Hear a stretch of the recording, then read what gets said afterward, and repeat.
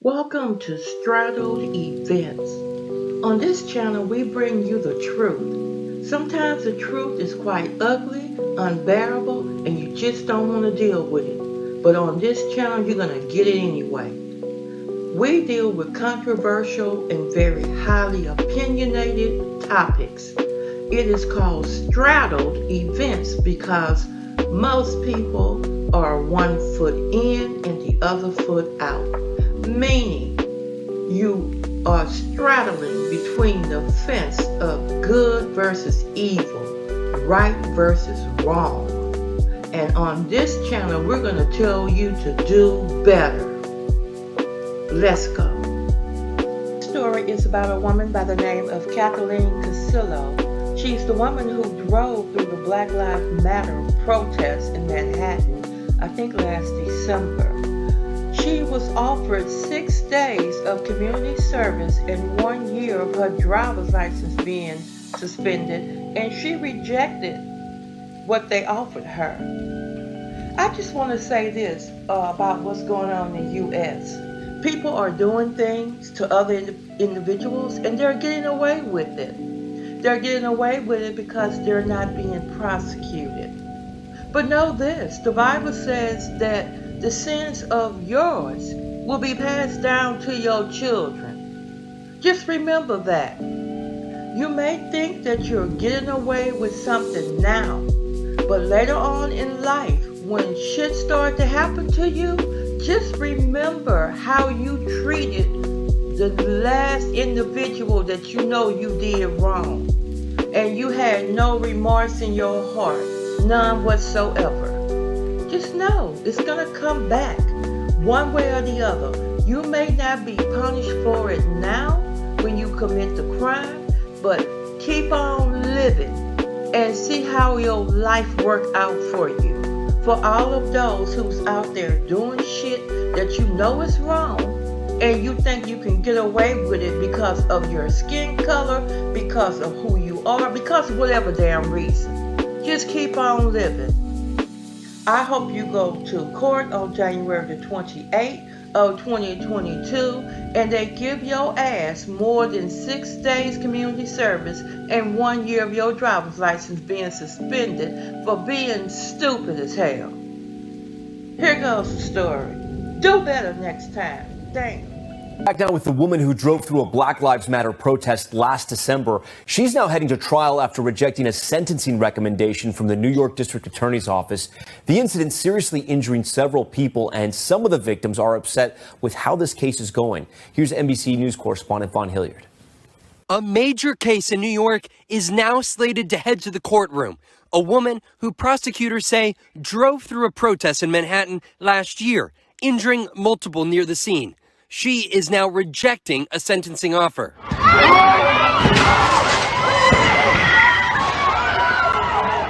NYPD arrested Kathleen Casillo at that intersection last December, seen here being taken away by police. From 1 second to the next, I was up in the air. Like, I didn't hear anybody coming. I didn't hear the screams. I didn't hear anything. I just was walking and then I was flying. Her case now putting more focus on the dangerous scenes in recent years at protests on America's streets. This is the site where last year Casillo hit the accelerator on her car, crashing through the intersection, injuring multiple individuals and sending them to the hospital. My right tibia was broken by Kathleen hitting me with her car. So I broke my leg. I was recovering for months. I couldn't sleep for months because the pain in my leg would wake me up. So for 2 months straight, no matter what I did, I couldn't go to sleep. It was absolutely torture. The protest? A march to back those in ICE's detention on a hunger strike at New Jersey's Bergen County Jail. But this is where the case is now complicated. Casillo is pleading not guilty, but others like Rodriguez say the charges aren't enough. On Wednesday in court, New York Assistant District Attorney Andrew Mercer offered her a sentencing recommendation.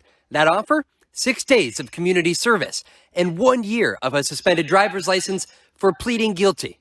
But Casillo, she rejected the offer. Instead, her defense lawyer saying they will continue to discuss potential options with the district attorney's office before her January trial. My overall takeaway is that we are still seeking accountability and acknowledgement for what happened.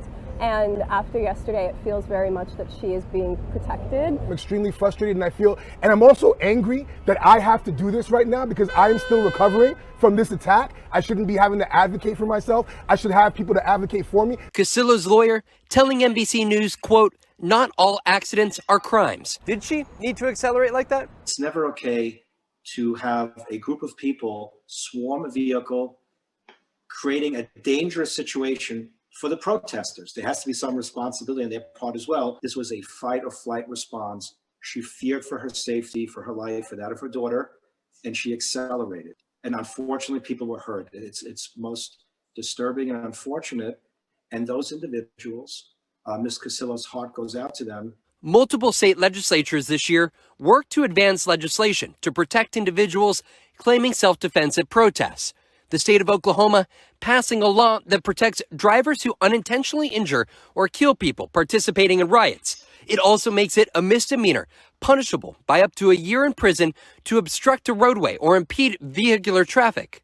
Florida passed a similar law earlier this year that gave drivers who hit protesters civil liability protection.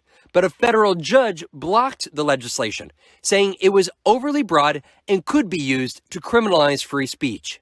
All right, Vaughn joins us now live on set. So, Vaughn, we saw all the angles of that video there. You spoke to pretty much everyone involved in this case. So I'm curious, she didn't take the plea deal.